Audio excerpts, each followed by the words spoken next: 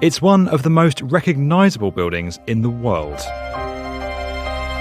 Positioned on the water's edge and overlooking the famous harbour, Sydney Opera House is an iconic structure that is synonymous with Australia. Though it now appears to float effortlessly on the water, this landmark building took some extreme engineering and over a decade of construction works to become a reality. This is the story of how Sydney Opera House was built.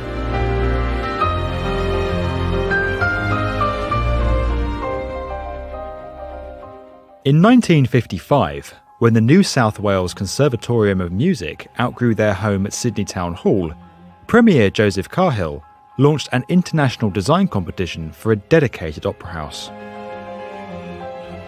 After reviewing 233 entries from architects in 32 countries, the judges declared Danish architect Jørn Utzon as the winner of the competition in 1957, despite his entry comprising largely of diagrammatic drawings and simple sketches. Following his win, Utzon proceeded to refine the building plans. However, in order to capitalise on strong public support for the project at that time and to ensure its funding, the New South Wales government pushed for works to begin early in 1959 before the scheme's design had been finalised. With an initial budget of $7 million and an expected completion date of January 1963, the push to begin construction without a finalised design and before solving crucial structural design challenges caused the project to be delivered 10 years behind schedule and more than 14 times over budget. Its final cost was $102 million, which is equivalent to $927 million today. The construction of Sydney Opera House was planned in 3 distinct stages.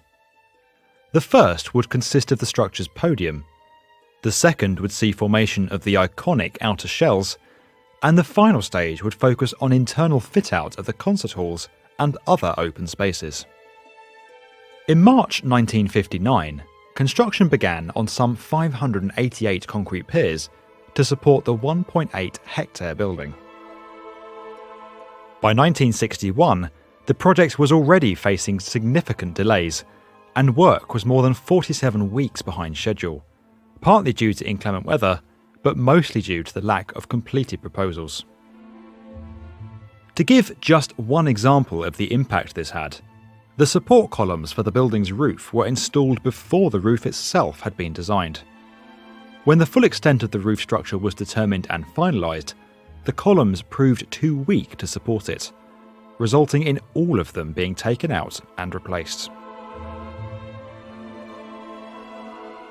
Construction of the sail-like structure that gives the opera house its iconic shape made up the bulk of the project's second phase. While the shells of Utzon's design were a key part of his winning submission, no one at the time knew of a cost-effective way to construct these large, non-repetitive forms. In an effort to find an economical solution, the roof was redesigned at least 12 times. The project was one of the first to use computers to run structural analysis on the designs, allowing the project team to understand the complex forces that the roof shells would be subjected to.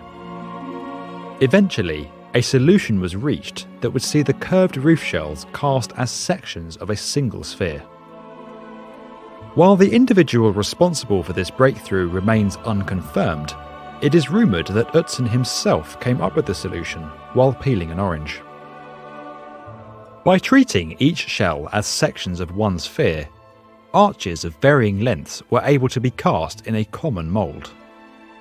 In total, more than 2,400 precast ribs and 4,000 roof panels were manufactured this way in an on-site factory, avoiding the need to cast the shells in situ and the high formwork costs this would have entailed. Once installed, the roof's structure was finished with more than 1 million white and cream tiles, giving it the appearance we see today.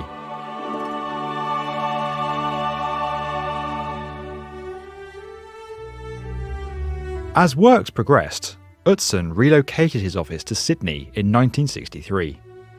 However, when the government changed just 2 years later, the project was placed under the jurisdiction of the Ministry of Public Works. The new government had long been outspoken critics of the project, and tensions around its delivery steadily began to grow.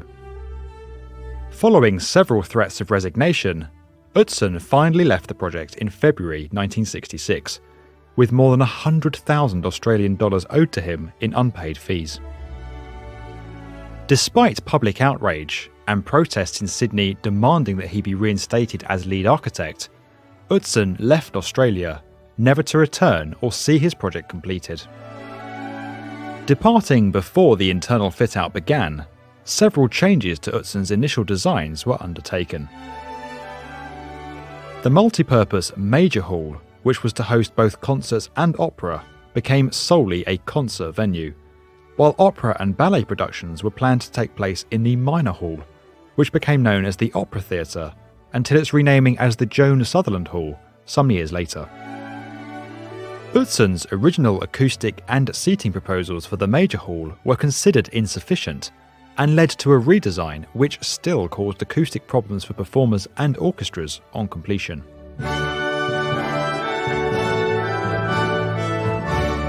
After 14 years of construction, Sydney Opera House was officially opened by Queen Elizabeth II on the 20th of October 1973 in a televised event that featured fireworks and a performance of Beethoven's Symphony No. 9.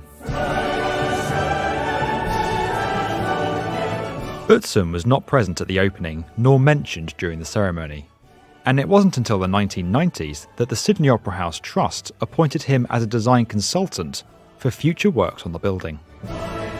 Utzon was awarded architecture's highest honour, the Pritzker Prize, in 2003, and works to rectify the building's interior have been ongoing since 2004.